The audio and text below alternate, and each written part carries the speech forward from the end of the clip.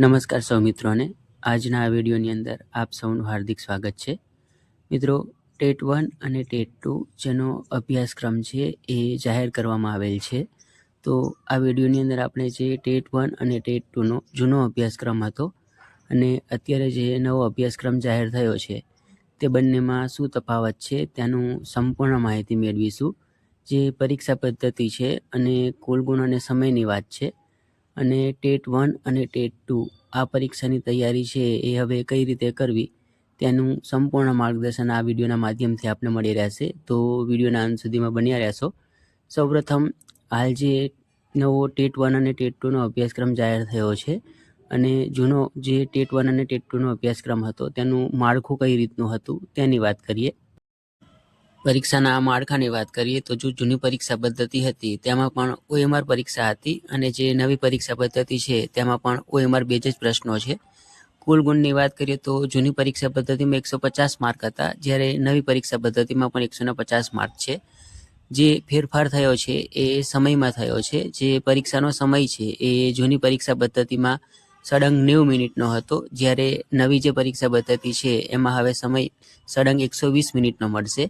એટલે કે પહેલાં જે જૂનું માળખું હતું એમાં 150 પ્રશ્નો માટે 90 મિનિટ મળતી હતી, જ્યારે નવું માળખું જાહેર થયું છે એમાં 150 પ્રશ્નો માટે હવે 120 મિનિટનો સમય છે એ વિદ્યાર્થીઓને મળવાનો છે। આગળ હવે જે ટેટ 1નો સંપૂર્ણ અભ્યાસક્રમ છે એમાં જે જૂનો અભ્યાસક્રમ હતો અને નવો અભ્યાસક્રમ જાહેર થયો છે તેમાં કઈ પ્રકારના ફેરફાર છે તેની સંપૂર્ણ માહિતી મેળવીએ। તો સૌપ્રથમ વાત કરીએ વિભાગ 1ની। વિભાગ 1માં જે જૂના પરીક્ષા પદ્ધતિ હતી એમાં એ વિભાગનું નામ બાળ વિકાસ અને શિક્ષણના સિદ્ધાંતો હતું, જ્યારે નવી પરીક્ષા પદ્ધતિમાં બાળ વિકાસ અને શૈક્ષણિક શાસ્ત્ર કરવામાં આવેલું છે। કુલ ગુણની વાત કરીએ તો જે જૂનો અભ્યાસક્રમ હતો એમાં પણ કુલ ગુણ 30 હતા અને જે નવો અભ્યાસક્રમ છે એમાં પણ કુલ ગુણ 30 જ છે। જે ફેરફાર થયો છે થોડા ટોપિકમાં થયો છે। જે જૂનો અભ્યાસક્રમ હતો એમાં આ વિભાગની અંદર રિઝનિંગ, ટીચર એપ્ટિટ્યૂડ અને બાળ મનોવિજ્ઞાનના જે પ્રશ્નો છે એનો સમાવેશ થતો હતો, જ્યારે જે નવો અભ્યાસક્રમ આવેલો છે એમાં બાળ વિકાસના 15 પ્રશ્નો, જે સમાવેશી શિક્ષણ અને CWSN એટલે કે વિકલાંગ બાળકોને લગતા 5 પ્રશ્નો અને અધ્યયન અને શૈક્ષણિક શાસ્ત્રને લગતા 10 પ્રશ્નો છે જેનો સમાવેશ આ વિભાગની અંદર થશે। જે રિઝનિંગના પ્રશ્નો છે એ આ વિભાગની અંદરથી કાઢી નાખવામાં આવેલા છે, પણ જે નવો અભ્યાસક્રમ છે એમાં રીડિંગના પ્રશ્નો છે એ પાછળના વિભાગોમાં એડ કરવામાં આવેલો છે। વાત કરીએ વિભાગ 2ની, તો વિભાગ 2માં જે જૂનો અભ્યાસક્રમ હતો એમાં ગુજરાતીનો સમાવેશ થતો હતો અને નવા અભ્યાસક્રમમાં પણ ગુજરાતી વિષયનો સમાવેશ થાય છે। જે જૂનો અભ્યાસક્રમ છે એમાં અભ્યાસક્રમમાં ભાષાકીય સજ્જતા અને વિદ્યાર્થીઓ સાથેના વર્ગ વ્યવહાર અને આંતરક્રિયાને લગતી સજ્જતા, એટલે કે જે જૂનો અભ્યાસક્રમ હતો એમાં પ્રશ્નોની સંખ્યા છે એનું જે વિસ્તરણ છે એ આપવામાં આવેલું ન હતું, એટલે કે ભાષાકીય સજ્જતા એટલે જે ગુજરાતી ભાષાના જે પ્રશ્નો છે વ્યાકરણને લગતા અને ગુજરાતી ભાષાને લગતા તેનો સમાવેશ થતો હતો, અને જે વિદ્યાર્થીઓ સાથેના વર્ગ વ્યવહાર અને આંતરક્રિયાને લગતી સજ્જતા એટલે કે જે વર્ગખંડને લગતા પ્રશ્નો છે ગુજરાતી ભાષા પદ્ધતિને લઈને એના પ્રશ્નો છે એનો આ વિભાગની અંદર સમાવેશ થતો હતો। પણ જે જૂનો અભ્યાસક્રમ છે એમાં પ્રશ્નોની સંખ્યા છે એ વિસ્તારથી આપવામાં આવેલી ન હતી, પણ જે નવો અભ્યાસક્રમ છે એમાં ભાષા અર્થગ્રહણના 15 પ્રશ્નો એટલે કે વ્યાકરણ અને જે ભાષા અર્થગ્રહણ છે એના 15 પ્રશ્નો અને ભાષા વિકાસની શૈક્ષણિક પદ્ધતિ એના 15 પ્રશ્નો, એમ કુલ 30 પ્રશ્નો છે એ હવે જે નવો અભ્યાસક્રમ છે એમાં આપવામાં આવેલો છે। આ વિભાગમાં કશો ફેરફાર નથી, પણ જે પ્રશ્નોની સંખ્યા છે એ વિસ્તારથી આપી દેવામાં આવેલી છે, એટલે કે ભાષા અર્થગ્રહણના કેટલા પ્રશ્નો હશે અને શૈક્ષણિક પદ્ધતિના કેટલા પ્રશ્નો હશે તે સ્પષ્ટપણે જાહેર કરી દેવામાં આવેલું છે। આગળ વાત કરીએ વિભાગ 3ની। વિભાગ 3માં અંગ્રેજી વિષયના જે પ્રશ્નો છે તેનો સમાવેશ કરવામાં આવેલો છે, એટલે કે જૂના અભ્યાસક્રમમાં પણ અંગ્રેજી વિષય હતો અને નવા અભ્યાસક્રમમાં પણ અંગ્રેજી વિષય છે।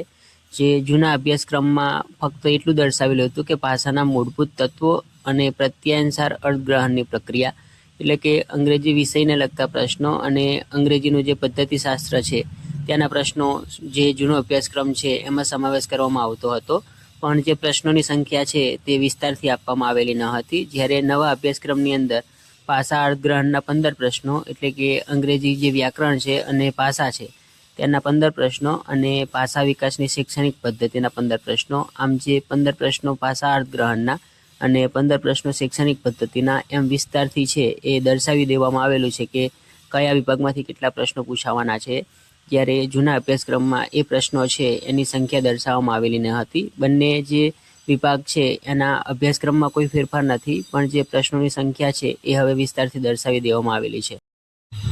વાત કરીએ વિભાગ 4ની, તો વિભાગ 4માં ગણિતનો સમાવેશ કરવામાં આવેલો છે.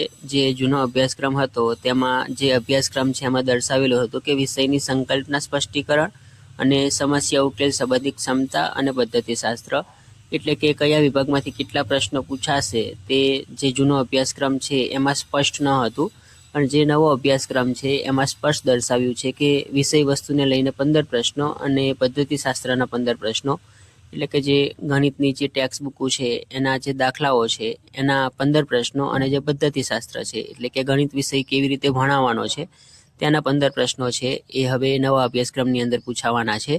જે માળખું છે એમાં કોઈ વધારે ફેરફાર નથી, ફક્ત જે પ્રશ્નોનું વિસ્તારથી કેટલા પ્રશ્નો છે એ કેટલા માર્કના પૂછાવાના છે તેનું સ્પષ્ટ છે એ હવે નવા અભ્યાસક્રમની અંદર જાહેર કરી દેવામાં આવેલું છે. એટલે વિદ્યાર્થીઓને એ સંકલ્પના થઈ જશે કે કયા વિભાગમાંથી કેટલા પ્રશ્નો છે એ અમને તૈયાર કરવાના છે, પદ્ધતિશાસ્ત્રમાંથી કેટલા કરવાના છે અને વિષય વસ્તુમાંથી કેટલા કરવાના છે.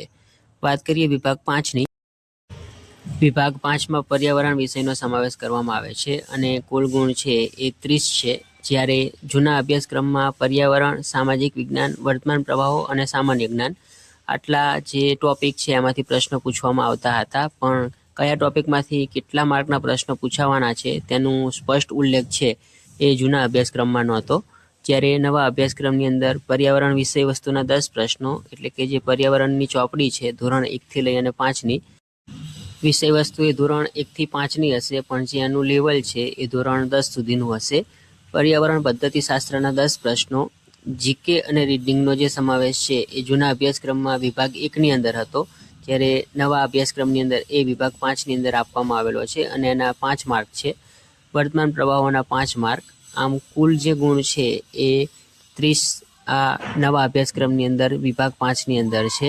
આમ જે વિભાગ 5 છે એ જૂના અભ્યાસક્રમમાં પણ 30 માર્કનો હતો અને નવા અભ્યાસક્રમની અંદર પણ 30 માર્કનો છે. આમ જે અભ્યાસક્રમનું વિસ્તારથી માહિતી આપવામાં આવેલી છે એના ઉપરથી સ્પષ્ટ થાય છે કે જે સીટેટની પરીક્ષા પદ્ધતિ છે એ મુજબ જ હવે જે ગુજરાત ટેટની જે પરીક્ષા છે એ લેવામાં આવશે. ઉમેદવારોને એક ખાસ વિનંતી કે જે જૂના સીટેટના પેપર છે એનો અભ્યાસ કરશો, જેથી કરી અને જે હવે ટેટ 1 અને ટેટ 2ની જે પરીક્ષા આવવાની છે એના પ્રશ્નો કેવી રીતના હશે તેનો આપણને સ્પષ્ટ ખ્યાલ આવી જશે.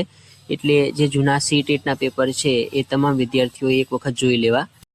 આશા રાખું છું કે આજનો વિડીયો સારો લાગ્યો હશે. વિડીયો સારો લાગ્યો હોય તો વિડીયોને લાઇક કરશો, ચેનલને સબસ્ક્રાઈબ કરી અને પ્રોત્સાહન પૂરું પાડશો. આપના જે કંઈ પણ પ્રશ્નો હોય તે કોમેન્ટ બોક્સની અંદર જરૂરથી રજૂ કરશો. આભાર.